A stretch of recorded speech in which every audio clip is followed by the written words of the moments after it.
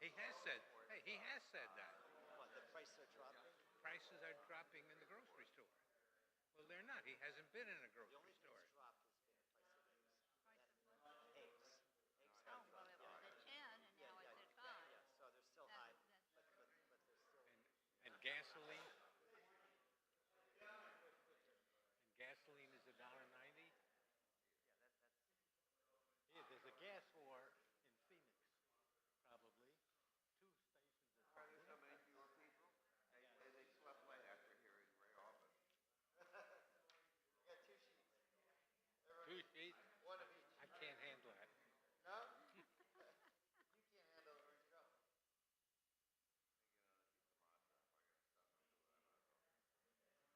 I know, I'm Orthodox. Everyone gets everyone gets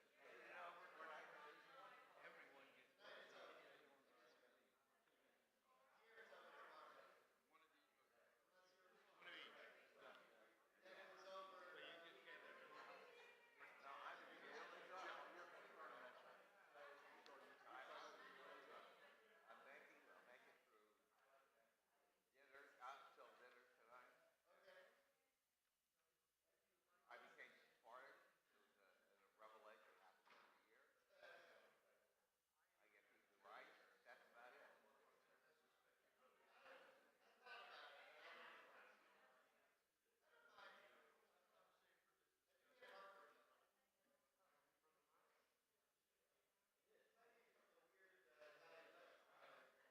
What weird diet coke?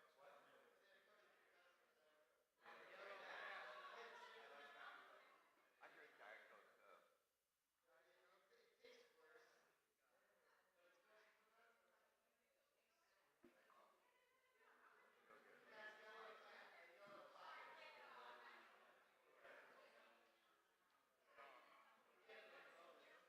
What's that? Mocha? Where? What?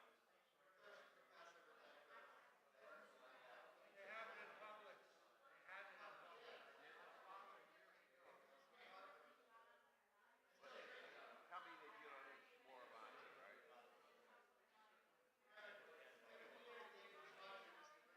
Yes. And David, take the box and give me the box.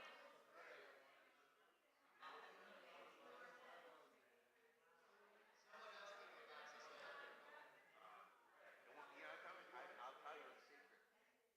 You save it for 6 months, all kids that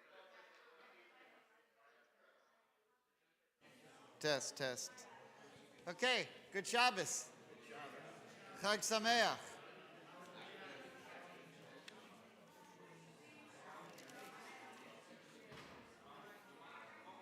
It's on, yeah. Thank you. Okay.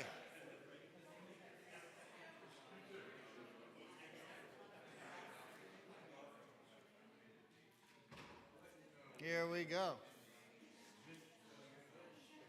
Vishamru v'nei Yisrael et ha-Shabbat lasod et ha-Shabbat ledorotam beritot Vishamru v'nei Yisrael et ha-Shabbat Lasod et ha-Shabbat v'daratam berit olam Ben Yuven b'nei Yisrael Oti leolam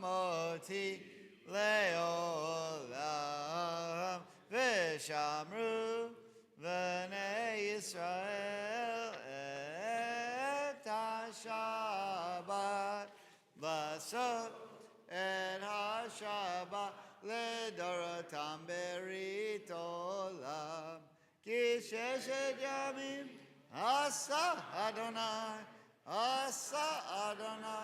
es ha-shamayim ve'et v'shamru v'nei Yisrael et ha-Shabbat Lasod et ha-Shabbat ledorotam berit olam Shabbat vaynafash. Shabbat vaynafash. Shabbat vayna. Vishamru v'nei Yisrael et ha-Shabbat Lasot et ha-Shabbat Ledorotam berit olam Baruch atah Adonai Eloheinu melech haolam Borei peri hagafen Amen. L'chaim.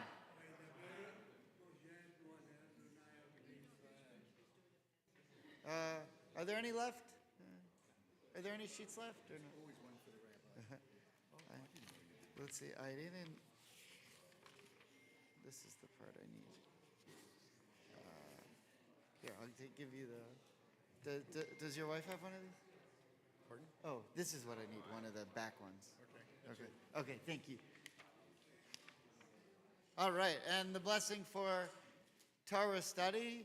Baruch atah Adonai Eloheinu melech haolam asher kidshanu b'mitzvotav v'tzivanu la'asok b'divrei Torah. Amen. L'chaim. Oh, I said that already. But also, amen. I just hadn't drank it yet. All right. Okay, good Shabbos and Chag Sameach. If you today after class, the minyan will be in the sanctuary because it's Yisker, and we have all the lights in there. So minyan will be in there. It's our festival morning service combined with the minyan. So it's so that's where we'll be.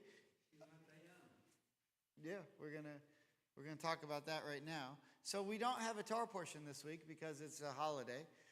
And so we're going to read from the Torah portion of Bishalach. And over Chol HaMoed, we also read Shir HaShirim, the Song of Songs, for some different reasons, which I'll talk about during in a Devar Torah during the service. But what I wanted to discuss this morning is Passover in the Torah, at least one aspect of it. Now, so this will be a class on Pesach, all right? And the reason why is because it is Pesach, and there's no Torah portion. So again, the Torah portion that we read today is the Song of the Sea, when the sea splits. That's today's Torah reading.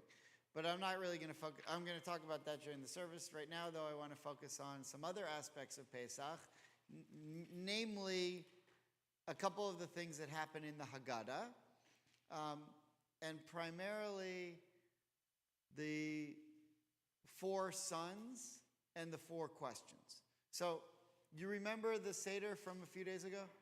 Okay. And now, we pointed out over time that the Haggadah was written by the rabbis of the Mishnah. Which means to say that from the very first Pesach in the Torah, and depending on when you date Moses, between anywhere from 1300 to 1700 BCE, but let's say around 1500 BCE, for about 1600 years there existed Pesach, but no Haggadah. Does that make sense? Passover existed since we left Egypt, but the Haggadah wasn't written until 2,000 years ago. So let's say it this way. Passover happened 3,500 years ago, but the Haggadah was written 2,000 years ago.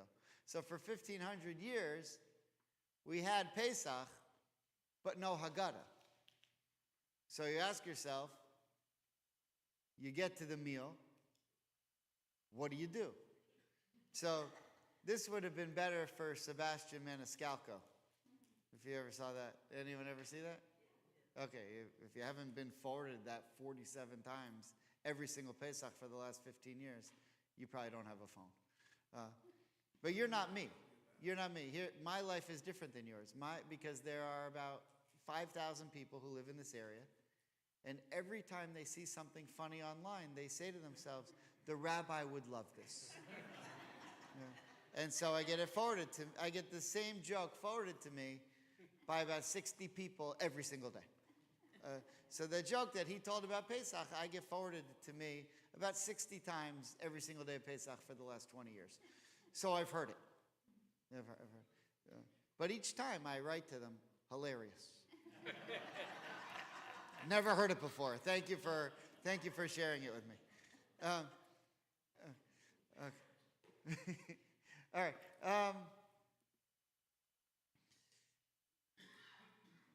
There's two things in my life I don't need more of. Forwards. I mean, keep forward. It's fine if you want it, and mugs. Rabbis get an absurd amount of mugs as gifts, and I've got mugs coming out of my ears. I mean, so I put them all in my office on the top line. People are, why do you have all those mugs? It's to encourage you not to give me any more. I don't even drink coffee. I have so many mugs. I don't know. I get probably 30 mugs a year as gifts. It's okay. It's a nice gift, but I don't know. All right. All right. So the reason why it's funny about Maniscalco, the comedian, is because he says, he's Italian, he's not Jewish, and his wife is Jewish. And the first time he went to a Seder, he's Italian. So when he gets to a meal, he needs bread and oil within 15 seconds of sitting at the table. And he gets there and they start passing out these pamphlets. And he said, what is this, reading material? And he said, yeah, we read a little bit before we begin. She said, what? How long? She goes, 2 hours. 2 hours? He goes, I need bread. It's funny. So he would have loved Pesach 2,100 years ago, before they wrote the Haggadah, because you would sit down, eat your meal, and go home. Okay, you could tell the story if you want. Now, if the Haggadah only comes into play 1,500 years after the Pesach, then is it conceivable, as Reformed Jews, you should love this, is it conceivable that the rabbis wrote the Haggadah with their worldview and their milieu in mind as a lens through which to see what happened in Egypt? Do you see the point? In other words, when you read the Haggadah, you're not necessarily getting the play-by-play on what happened at the Haggadah. You're getting it through the lens of rabbis who lived 1,500 to 1,600 years later and who were in a very different position in life than the Jews who left Egypt. And the difference is, the Jews who left Egypt were newly free. Right? They just left Egypt. The Jews who wrote the Haggadah were newly enslaved. They had just been conquered by the Romans. Right? They had Israel. They had the Holy Temple. But the Holy Temple had just been destroyed, and they were in the process of being kicked out, and now we're becoming slaves to the Romans. So it's like a Rorschach test? The Torah is a story of Jews who are newly freed. The Haggadah is a story of Jews who are newly enslaved. That's why it ends L'Shana Haba B'Yerushalayim next year in Jerusalem, because they wanted to go back. Because they were in the process of being kicked out. Clear so far? So as you're reading through the Haggadah, it's all in Hebrew until you get to Halach Ma'anya. You know Halach Ma'anya? Halach Ma'anya Diachalu. So halachma? Lachma sounds like a word we know. Lechem. Lechem means bread. Halach Ma'anya. Lachma anya is the Aramaic of the Hebrew lechem oni, bread of affliction. But lachma is lechem in Aramaic. Why would you need to write any of the Haggadah in Aramaic? Because that was the language that the rabbis spoke at the time that it was being written. Right? And when they say this is the bread of affliction, they're saying, we know what the bread of affliction tastes like, courtesy of the Romans.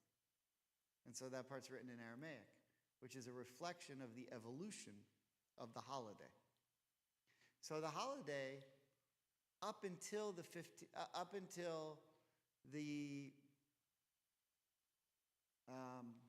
from the time they left Egypt up until the second temple is destroyed, other than like a 70-year hiatus where we're slaves in the Babylonian exile, it was a story of freedom.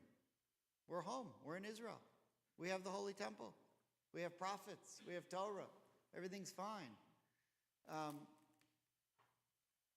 But the story of Pesach, ever since the Second Temple was destroyed until 1948, or if you wish, until 1967, is a story of captivity and yearning to go back to freedom. And so the very and then you could ask the question, did Pesach change again in 1948? And does it mean something new now? And do we see it differently? Rabbi Soloveitchik, this is what I'm going to talk about during the minyan. I don't want to give you away all my best material because I have to save something for the three of you who stay for minyan. I want to save something for you there. But Rabbi Soloveitchik would have said, well, wait a minute. We're back. Pesach has now changed. It's something different. Okay. So one of the things that you see is that the questions that we ask in the Torah, or the questions that the children ask in the Torah of their parents, namely the father, that's how it's done in the Torah, but the questions that they ask in the Torah are changed to different questions or framed differently in the Haggadah, meaning by the rabbis in the Talmud. So let's just say this, though, by the way. Where does the Haggadah come from? The Haggadah is word for word written in the Mishnah. So if you read through the Mishnah, the Haggadah is word for word written out in the Mishnah and then taken from the Mishnah and placed in another book called Haggadah. But it was written word for word by the rabbis. But when they wrote it, they made some changes to what was in the Torah. Why did they make some changes? Because they lived in a much different world. Okay. So, for example, the 4 questions were different. Originally, one of the 4 questions was, why do we have to roast this sacrifice? Because all the other sacrifices we don't have to roast in the same way, but this one has to be roasted. Kalui v'tzali in Hebrew. Why does it have to be roasted? That's not one of the 4 questions anymore. Why? Because we don't have the sacrifice anymore. So they added the thing with the dipping. Actually, they added the thing with the reclining. The dipping was there. Now, the other thing is, where in the Torah do we get the wicked son? Okay? I'm going to show you. So this is what I want to read today. We're in Exodus, chapter 12, verse 25.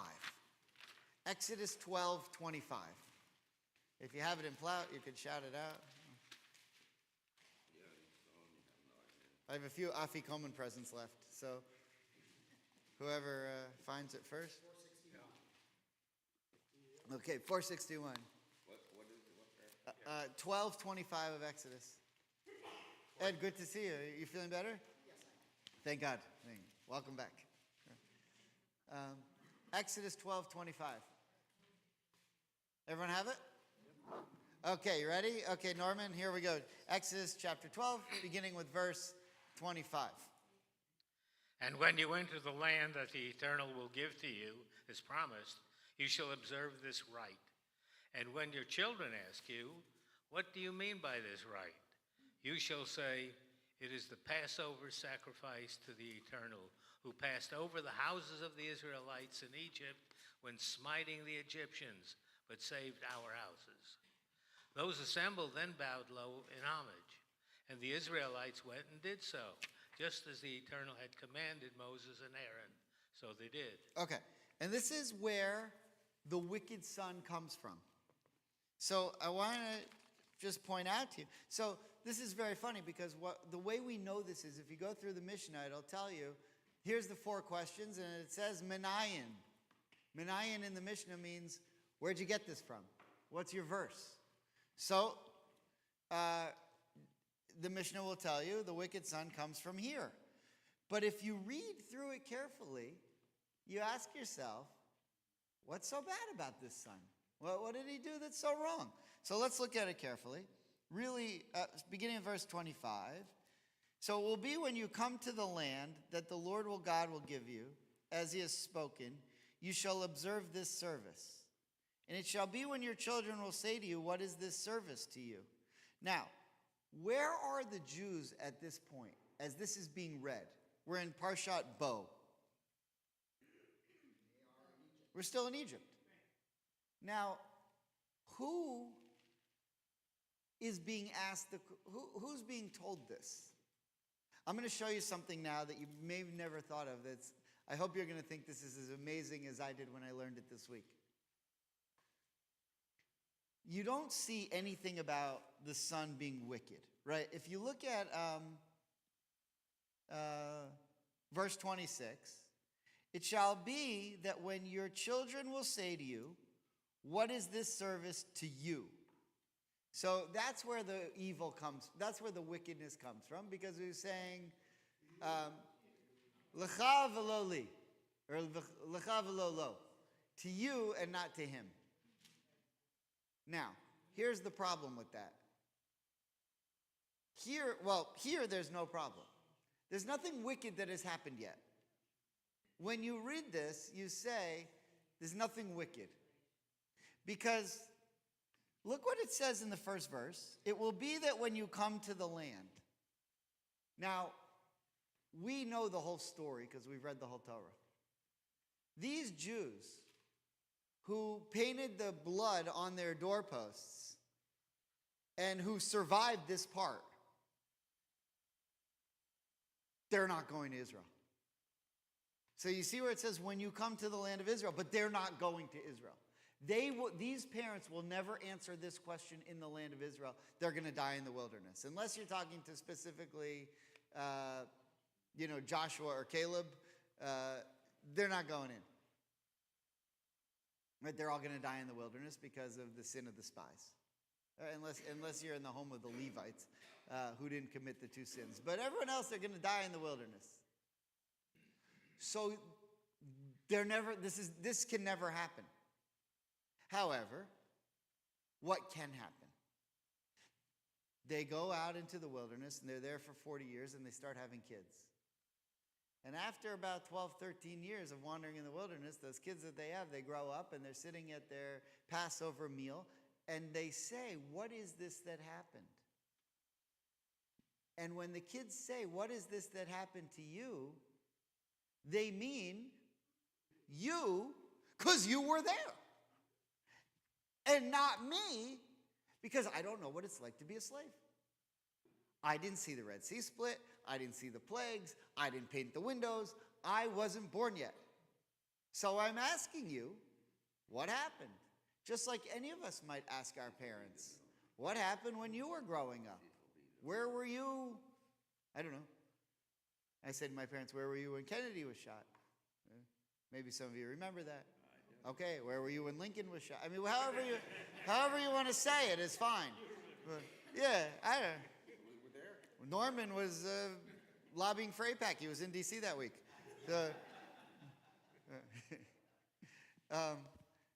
Okay, but they didn't do anything wrong. They didn't do anything wrong. However, come to Israel, and now none of us were there. Come many years later, Jews are living in Israel. None of the Jews who were living in Israel were in Egypt. Maybe their grandparents were. So now if you say, what is this to you? When your parents weren't there either, you and not me, now it takes on a different meaning. You see what just happened? The wicked son in the Torah isn't wicked. And the Torah doesn't call him wicked. He doesn't do anything wrong. He wasn't there. He's just saying, what happened? But in later generations, if I would say to my father, what does Pesach mean to you, you and not me? That the wicked son, you smack him. Right? Actually, you don't really smack him. You blunt his teeth. But the word kaheh, well, it doesn't. We don't need to get into that. But yeah. Can you use the mic? So they can hear you at home? I'll talk as Won't matter. They won't hear you online. It's for the people at home. What you're saying right now, what is triggering in me, is the thought of that original question from the child to the parent. What happened to you?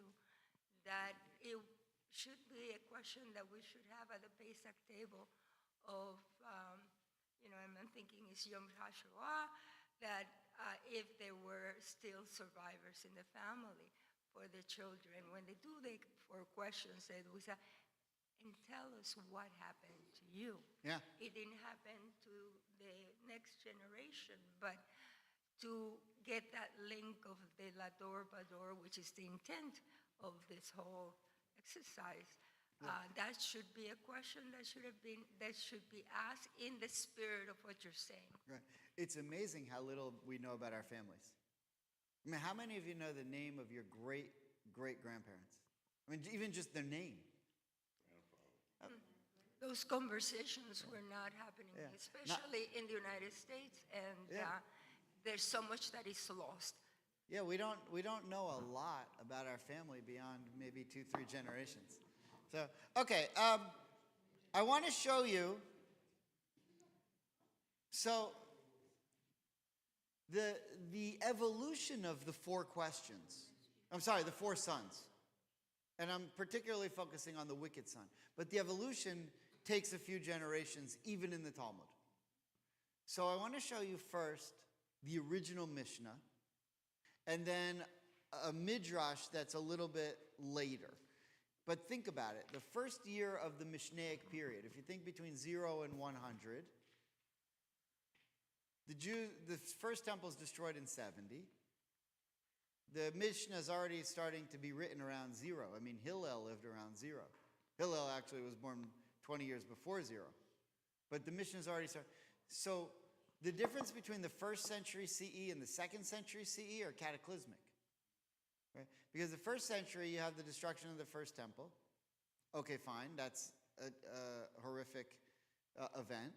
But by 136, you have now the Bar Kokhba revolt, which is the final kicking out of the Jews of Israel completely. And so there's a lot of events happening between 100 and 200, and Jewish history is rapidly evolving. And you can see that in the evolution of these texts, which is what I want to look at now. And hopefully this will help this make sense. But what we stated as a baseline is that the original wicked son wasn't wicked. In fact, he was good because he wanted to know what happened. Right? If you ever say to your parents, what happened when you were, that's a nice thing. I mean, it's supposed to be. Unless, they had a Ponzi scheme or whatever. I mean, it depends on your parents. But, at the Madoff Seder, right, it's not, I mean, in the old days, maybe not. If you went to Jeffrey Epstein's Seder, okay, so maybe it's not, but for normal people, it's like a nice thing. Okay, let's take a look at what the Mishnah says. Edith, would you write me? By the way, this is the end of the Mishnah.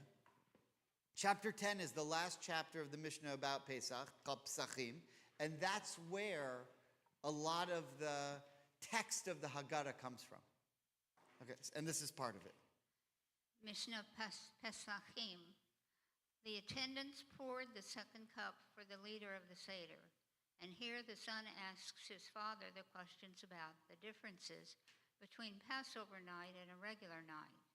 And if the son does not have the intelligence to ask questions on his own, his father teaches him the questions. The Mishnah. Okay, so then it's going to go through and tell you all the different types of questions. But notice the first version of the four sons. You've got two different kinds of kids. You've got the son who asks the questions because he has the intelligence to ask. And you have the son who doesn't have the intelligence to ask. He's not wicked. This is more like the Chacham and the Tam. It's more like the wise and the simple, and excludes the wicked and the doesn't know how to ask. But the original version is really just it's really just the wise son and the simple son. And the simple son's not so bad. He just doesn't have the seichel, he doesn't have the wisdom to know what to do. But you don't see the word wicked here at all. Okay, now, what do you really focus on? So, I just want, before I give this away, because I have a lot of good stuff here. If you look at the second source, what is mainly the difference between Passover from the time that let's say the time that they build the temple in Israel, the time that King Solomon builds the first temple, until the time that the second temple is destroyed? So from that period, from like 960 BCE till 70 CE, right? First temple to the end of the second temple. And from the destruction of the second temple until today. So those two periods. Basically the time that there was a temple and the time that there wasn't a temple. What's the difference in the Passover experience? Or maybe you want to call it the Seder. The difference is that all you really are focusing on while there's a temple is how to do the sacrifice. What's called the Paschal offering. The reason we have the shank bone. All you're really focused, because that's what Passover is. Passover is a holiday where everyone schleps to Jerusalem and you bring a sacrifice. You take a piece of that meat from the sacrifice and you go and you eat it with maror and matzah. And that's Pesach. So a son might ask his father, why do we have to schlep Jerusalem?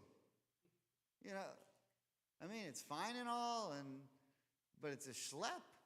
You know what? Weren't we just here for Sukkot? I mean, that was fun. They had they have the big party, and now I can't eat bread. What is this nonsense? But that's it. That's the story. Once there's no sacrifice anymore, now you schlep to, there's like a quiz online. It was like an Orthodox Instagram site. And it said, where are you going for Pesach? And there were two choices, Long Island or Boca. Those are the two choices. Or maybe South Florida. You say whatever. They go to a Pesach program where for $15,000 you can go to some resort and get kosher for Pesach food.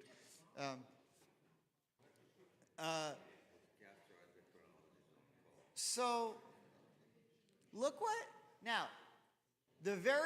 By the very nature that I'm saying Talmud, listen closely. The very nature that I'm saying Talmud means post-temple. Because they didn't write the Talmud until after the temple was destroyed. So if I say Talmud, it means now the temple's been destroyed. Clear so far? Okay, so look what it says here. Bavli Psachim 128, which means Babylonian Talmud. I'll just read. Rava said, the mitzvah of matzah nowadays. By the way, whenever you see nowadays, what does that mean? Reform Judaism. It means this is how we used to do it, but we don't do it that way anymore, so here's how we do it now. That's a Talmudic concept. Nowadays. Bizman hazeh. Right? They used to do it that way, we don't do it that way anymore. Here's how we do it now. Interesting concept. Existed in the Talmud. It's called evolution of halacha, or evolving halacha. So, even after the destruction of the temple applies by Torah law. But the mitzvah to eat bitter herbs applies by rabbinic law. Okay, so here's the situation. The Torah says, when you eat, here's all the Torah says about eating on Passover. You're not allowed to eat leaven, fine. But the only thing it says about the Seder is, when you eat your Paschal offering, when you eat your sacrifice, you have to eat it mixed in with matzah and maror. So the rabbis ask a very good question. We don't eat the Passover offering anymore because there's no holy temple and we don't have offerings. Do you still have to eat the maror? Because the maror was you're only commanded to eat it with the sacrifice. And if you don't eat the sacrifice, do you still have to eat the maror? So from the Torah, no. Why? Because the Torah, there's no command to do that. Comes the rabbis and says, Reform Judaism. We're changing it. By the way, you know the World Zionist Congress that we're in. So there's, I don't know if you know this. This is not Lashon Hara. It's been reported in the press. But some of the Orthodox parties cheated. There's been fraud. So, they have voter fraud. They're giving away gifts if you vote. And, things that are against the rules. Turns out that one kid named Shmuley Finkelberg, 12-year-old kid from a yeshiva in Baltimore, voted 4,000 times. Whatever. I mean, literally. So I said, listen, it's not that big a deal. Because business ethics is one of the mitzvahs in the Torah. So they don't do all the mitzvahs. Neither do we. We eat cheeseburgers. They cheat in elections. So I said, as long as they admit that they're Reformed Jews and they don't do all the mitzvahs, I have no problem with it. All right. I thought it was funny. Yeah, so we don't do all the mitzvahs, neither do they. What's the big deal? So, but just we admit we eat cheeseburgers. I mean, I don't, but I see you online at Joe's. I know what you eat because everyone posts, I'm at Joe's, here's my crab. Okay, so we admit we do that. We put it on Instagram. Let them admit they cheated elections, and we'll all be Reformed Jews, and that'll be fine. All right, some of this meant to be fun. So the reason I brought this Talmud is to show you that it says very clearly the mitzvah of matzah nowadays. We changed it because it used to be you had to eat matzah and maror only with the Korban Pesach, only with the sacrifice, because that's what it says in the Torah.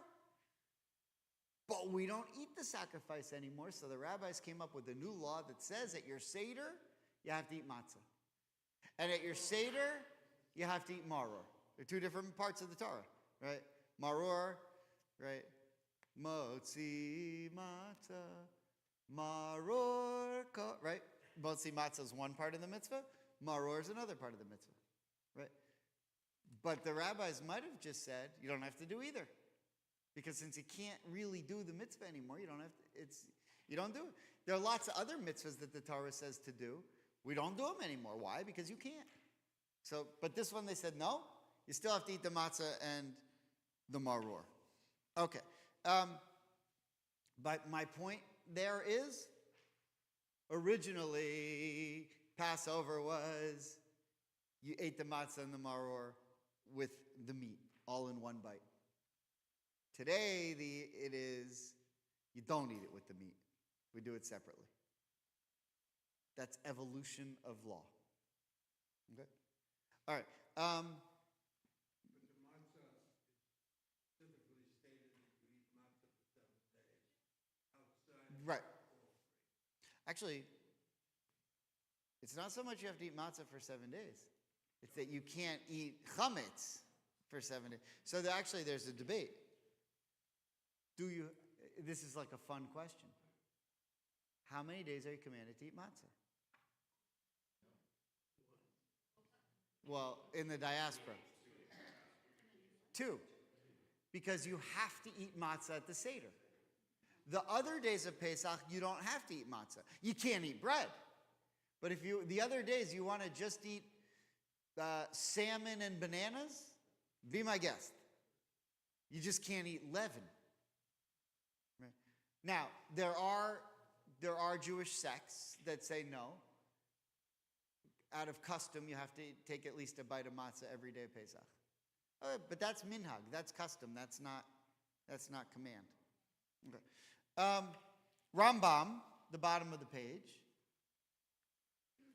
According to the Torah, the eating of bitter herbs is not a mitzvah of its own right, but rather is dependent on the consumption of the paschal sacrifice. So what I brought you in the Torah is talking about mainly matzah, but my mind is just explaining the mitzvah.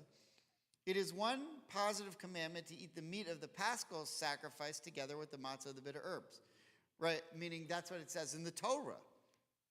But according to the words of the sages, meaning the rabbis changed the rules in the Talmud, it's a mitzvah to eat the bitter herbs alone on this night, even if there's no Paschal sacrifice. Okay, so that's just repeating what we've already pointed out. But what I wanted to show you is that in the original four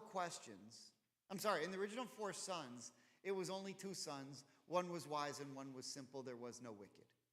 Fast forward 100 years later to a midrash that was written like in the late 200s, early 300s CE.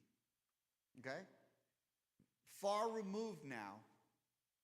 I mean, Jews had already been expelled primarily from Israel by the Romans after the Bar Kokhba revolt for a good 150 years.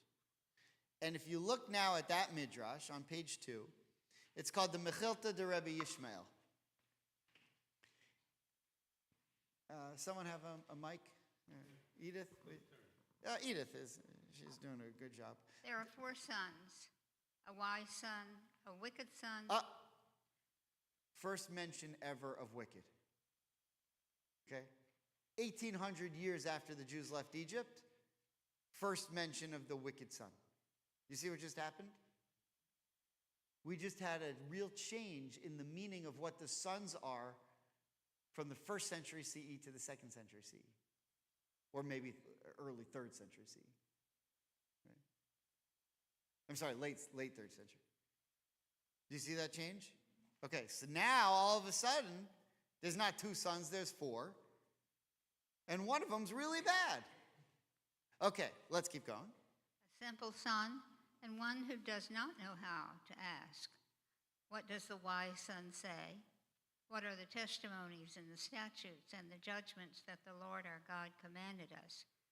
You likewise open to him in the halachot of Pesach. Ein Meftirin Acher, well, something Afikomen. What does the wicked son say? What is this Pesach service to you, not to him? Because he disassociated himself from the congregation and denied the foundation of the faith, you likewise blunt his teeth and tell him, because of this, the mitzvot the Lord wrought for me when I went out of Egypt. Right, blunt his teeth is a famous hakaheh et shinav. Really means you soften his tone. Right? It doesn't mean you punch him in the teeth. It means you soften his tone and try to calm him down and bring him back to what's going on. Okay, let's keep going. For me and not for you. Had you been there, you would not have been redeemed. What does the simple son say? What is this?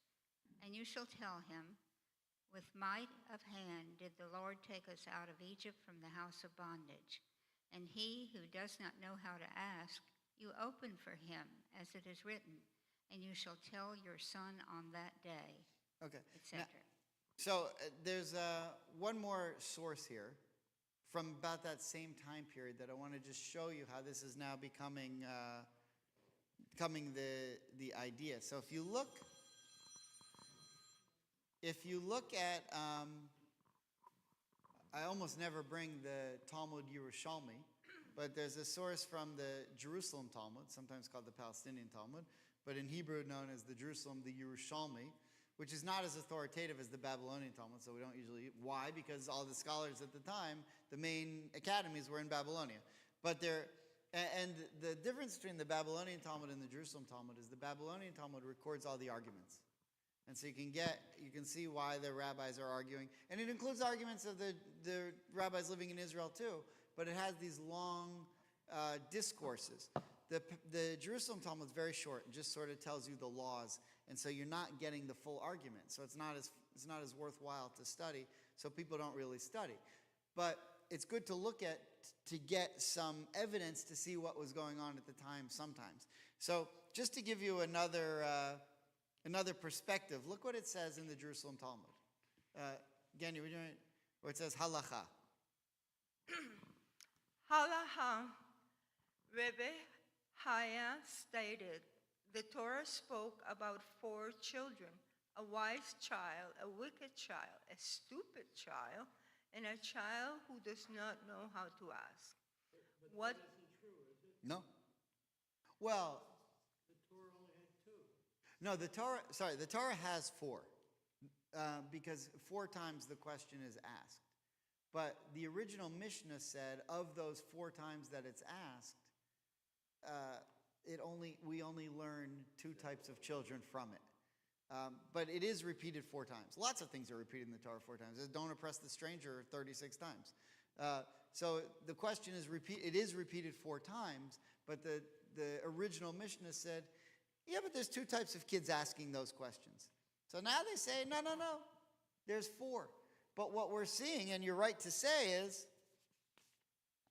where does it say wicked? Where does it say the one who doesn't know how to ask? You're reading into that now. Yeah, that's what the Talmud does. It's reading into it. Why? Because they have a different agenda. Right? They're reforming. Okay, so let's keep going. What does the wise child say? What are the testimonials, the ordinances, and the laws that the eternal our God commanded us? Also, you shall tell him, with a strong hand did the eternal lead us out of Egypt, the house of slaves. What does the wicked son say? What does this service mean to you? What is the exertion which you impose on us every moment, every year? Since he excluded himself from the community, also you shall tell him, because of this did the Eternal do for me when I left Egypt. For me, he did it. For that man, he did not do it. If that man had been in Egypt, he would not have been worthy ever to be redeemed. Okay, Wow. so what's going on here in the Mechilta and in the Yerushalmi? Between that man and you. Yeah, I don't want to give it away yet. I just want to show you one. Well, let's give it away. This, I think, is the most interesting point of the day.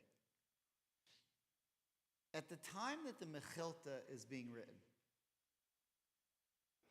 there's a distinction going on. If you think around, if the Mechilta is being written in the 2nd century, probably sometime around the time of the Bar Kokhba revolt, and a little bit later. So, in the 130s, 150s, into the 200s. Maybe as late as the end of the 200s, before it's redacted and edited and so forth. But there's an interesting period going on,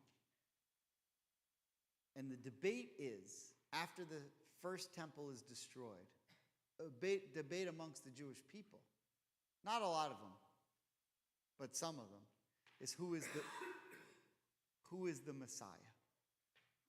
Because the temple was just destroyed, and there's a belief among the rabbis that it is possible for a Messiah to arise and rebuild the temple. Finally, someone does, in 132, and his name is Bar Kokhba. And Rabbi Akiva, who's the lead rabbi at the time, believed that Bar Kokhba was in fact the Messiah.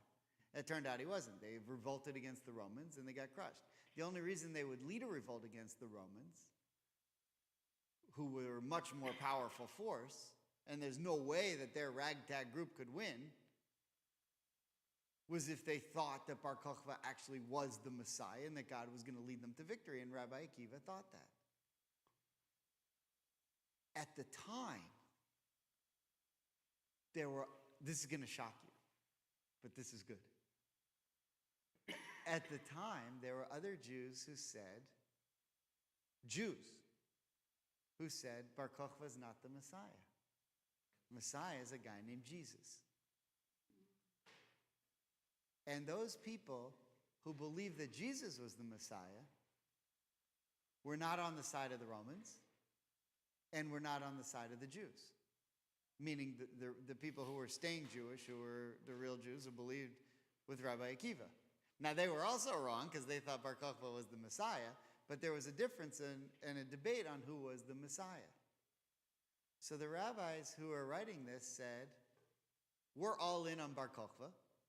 We're going to try and revolt against the Romans and rebuild the temple. When that failed, the rabbis shifted Jewish theology and said, we failed for a reason.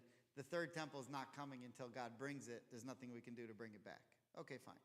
But that didn't happen. That shift in Jewish theology didn't happen until after the Bar Kokhba revolt was crushed and Rabbi Akiva was killed by the Romans and all the other rabbi martyrs. So now you have the early Christians were Jewish. Not all of them, but a lot of them. Hang on a second. And they were basically living a Jewish life. They still kept kosher, they still kept Shabbat. The only difference between them and the other Jews was that they thought that Jesus was the Messiah. Now, what happened after that was that almost every Jew didn't buy into it. And then Judaism was abrogated. I mean, most of the mitzvahs were abrogated, and Christianity became something different. But originally, the original Jews who thought Jesus was the Messiah, Paul was Jewish, a lot of these people were Jewish, they still kept the mitzvahs. They still went to the mikveh and did all that stuff. So the rabbis who wrote this and said, you who are not with us, and all of a sudden brought in the wicked son and said, what does this mean to us and not you? You who are not standing with us against the Romans. The original wicked son was the Christian, was the early Christian, was the early Jews, not Christians, was the early Jews who thought that Jesus was the Messiah. And that's where we see the shift. A lot of humps. Well, Christianity didn't really arise until 300 years later as a political response by Constantine. That's when they came out of the caves and well, that's when the Roman Empire converted to Christianity and the whole world became Christian. But before that, Paul, right? But Paul was much earlier than that, and Paul had a lot of success converting people along in the Mediterranean basin, that whole region. But they were Jews. They didn't separate themselves. Some of them. Eventually, by Luke, John, these are not Jews. Matthew, these are not Jews. But yeah, well, he also had that dream, where he went, whatever, and his mom was into it, and okay, Yeah, whatever. his mom was with him. But that's already a little bit later. The point is, 150 years before Constantine is born, there are Christians who, this is very tricky. There are Jews. Forget the Christians. Forget the Gentiles that convert to Christianity.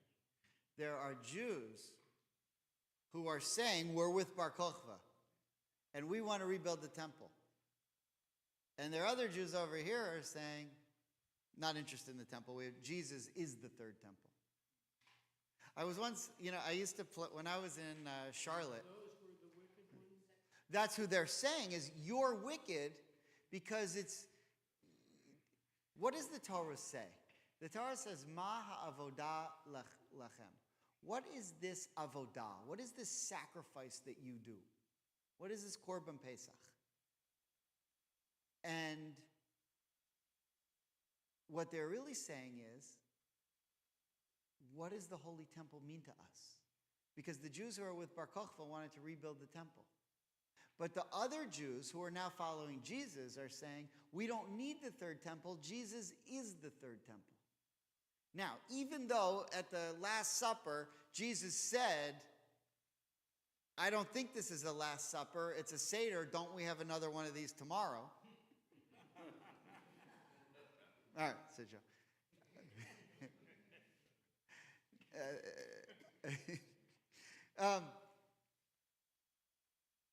In Christianity, Christianity, they don't have the sacrifices anymore. It had to be a lamb. You heard of churches called Lamb of God? Why don't Christians have the Seder? Why don't they need the Holy Temple? Because Mary had a little lamb. That's what it is. Mary, Jesus, to Christian, I got that from Ari Khan. Christians, to them, Jesus was the Paschal offering. He was the lamb. That's why churches are called Lamb of God. He was the Lamb of God. They don't have a sacrifice anymore. He was sacrificed for all of the Christians. Theology, they went in a different direction. Okay, fine. But the Jews were very bitter. And they said, you are not with us in rebuilding the temple. And that's wicked, because you're not part of this Jewish thing anymore to rebuild the temple. You don't get Pesach anymore. And they said, we don't need Pesach anymore. We have Jesus, and he's the new lamb. And that, to the rabbis, was wicked, because they're saying, you are not with us. Okay. Now, there's one more piece to this. There's one more piece to this. If you look on the last page, now we know that there are 4 cups of wine on Pesach. But there's not. Everyone knows there's 5 cups of wine on Pesach, right? Everyone knows that. We drink the 4 cups, and the 5th one's for Elijah. 4 plus 1 is 5. Everyone knows there's 5 cups. We drink 4, Elijah drinks 1. Clear so far? The question is why? Why do you need 5 cups? And were the 5 cups always 4 for us and 1 for Elijah? Or did it used to be 5 for us? Now, why do we drink 4 cups? Because 4 times in the Torah it says there are 4 different verbs that are used to say that God saved us. Now, if you look at the Rashi on page 2, at the top of the page, and the people bowed their head. Now, this is in 12:27. I'll just tell you what Exodus 12:27 says.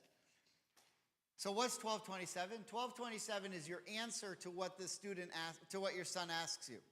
He says, "What does this mean to you?" And you say, "It's the Pesach feast offering to God, who skipped over the houses of the children of Israel when he smote the Egyptians, but he saved our households." And the people bowed and prostrated themselves. Okay, so when the wicked son asks you, "What does this mean to you?" Or even not, let's not say the wicked son, the one in the Torah, the one who asks, "What does all this mean to you?" Because you were there and I wasn't, which is a fine thing to ask, not wicked yet. You're saying to the father, or the father should say to you, "It's because we were slaves in Egypt, and God went to kill all the firstborn, but we had this thing with the blood. He saved us, and then what happened immediately after? All the people bowed down." That's what it says in the Torah. So Rashi has a comment on the people bowed down. Look what he says. Why'd they bow? They bowed in thanksgiving for the tidings of the approaching deliverance, and for the promise of their coming into the land, and for the tidings regarding their children they would have. Fine. What did we just say? And the children they would have. This is the same thing. I heard this from Ari Khan, but this is Moses in Auschwitz. This is the Jews in Auschwitz saying, our lives are ruined, but we're going to have kids now who will never have to know about this. Look what it says here. For the tidings regarding the children they would have. We had to be slaves for 210 years. We've been whipped to death by the Egyptians. Our lives have been miserable. We haven't been able to learn Torah or be Jewish. Everything's been horrible, but we're going to have kids who will never know what it's like to have to live in Egypt. That's Pesach. It's the next generation is going to be free. Our lives, the PTSD is, our neurotransmitters are shot, but our kids are going to live in Israel. That's a big deal. Okay, now look what that's what Rashi says. We used to have 5 cups. During the time that the temple stood, there was no Elijah. Elijah was added in the Haggadah later on. There was no Eliyahu. You didn't have to get up and open the door. You didn't have to worry about your sciatica standing up again. Right? It's annoying. You didn't have a door. Well, maybe he had a door. You needed a door because he had a mezuzah. So yeah, there was something. I don't know. It wasn't much. You had 5 cups. Why? Because it says in the Torah 4 times. The first 4 cups are for the 4 times that God took us out of Egypt. But the 5th cup was for Vahavienu. You brought us to the land of Israel. So while they were in Israel, they had 5 cups. But then they got kicked out of Israel. And they said, we're not allowed to drink the 5th cup anymore.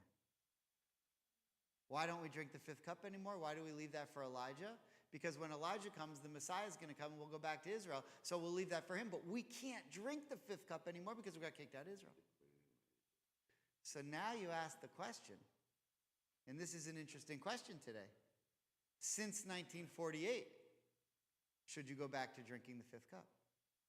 So look at how the law developed. If you look on the last page, the Rashbam says the 4th cup is completed, and then the great Hallel is said. In other words, after the 4th cup, you don't have a 5th cup. Rashbam lived 1,000 years ago in Germany or France or whatever that area was. Right? He was the grandson of Maimonides. Well, I guess he was probably in Spain, actually. We think of him as one of the Tosafot, but because he lived at the time of the Tosafot. But anyway, he's in Europe. He's in Europe, which means he's not in Israel.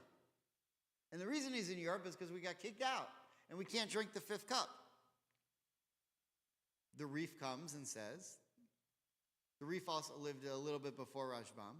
The 5th cup is said after the great Hallel. These are the words of Rabbi Tarfon. I mean, he's basically saying the same thing. But what is the Reef adding? Hey, what happened to that 5th cup? The Rashbam's telling you there's 5 cups, but don't worry about the 5th one because we can't drink it.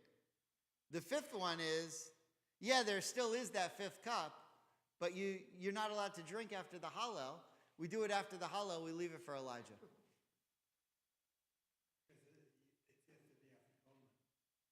Right, which you can't. Right. Now, and then the Ravid adds, the version in the Yerushalmi, 4 cups corresponding to the 4 forms of redemption. But Rabbi Tarfon would bring the 5th cup as it is written, and he brought. So all the Ravid is adding is the reason that you have the 5th cup that we're not allowed to drink is because it says in the Torah, and he brought us to the land of Israel. And when they lived in the land of Israel, they used to drink that 5th cup because we're here. So now you ask the question, in a post-1948 world, specifically in a post-1967 world, when we have Israel, when we have Jerusalem, can you still drink? And I think most people would say no, because the Holy Temple hasn't returned yet. But what I just tried to show you in the last hour is that Pesach has evolved throughout the years. And as the fate of the Jewish people has changed and gone back to forth to Israel, and we're back and we're not back and we're there and we're not there, our vision of redemption is completely different. And so if you lived in the world before there was a Haggadah, you were celebrating what it meant to be free. And you were celebrating the Jews who just became free. But if you lived in the world that there is a Haggadah and we've been kicked out of Israel and we don't have the second temple, you live in a world where you're trying to get that freedom back. And now, today, we're living in a hybrid world where we're not exactly free, but we're not homeless either. And so it's a bit of a hybrid, and you can decide what you want to do, and you can decide which type of fruit that you want to put on your Seder plate. And honestly, now people have Seder plates that have more pieces of fruit on it than Milam's, because everyone has a different reason for a different fruit and a different whatever and everything. I'm a purist. I try to keep, I don't need all the other additional fruit and all that stuff on my Seder plate. But in a nutshell, what we just looked at is, it says in the Torah, in Deuteronomy, Lo b'shamayim hi. The Torah is no longer in heaven, which means that we don't look to God to help us deal with the changes in our world. We already have the Torah. We look to the Torah to try to figure it out ourselves. And that's what the rabbis did. And that's why they changed the different meaning. And that's the reflections that we have. And it's up to us to go back and see why they changed it for the reasons that they changed it. And then ask ourselves, why do we change it for the reasons that we change it? Not that there's anything wrong with that, if we have a good reason for why we're doing it. And this is what it means to have an evolution of Judaism ever since Moses came down from Mount Sinai. And this is who we are. So to call yourself a Reformed Jew is nothing more than to say, I'm a Jew who lives after Mount Sinai, and I'm interested in the continuation of the story of our people. Okay. Shabbat Shalom.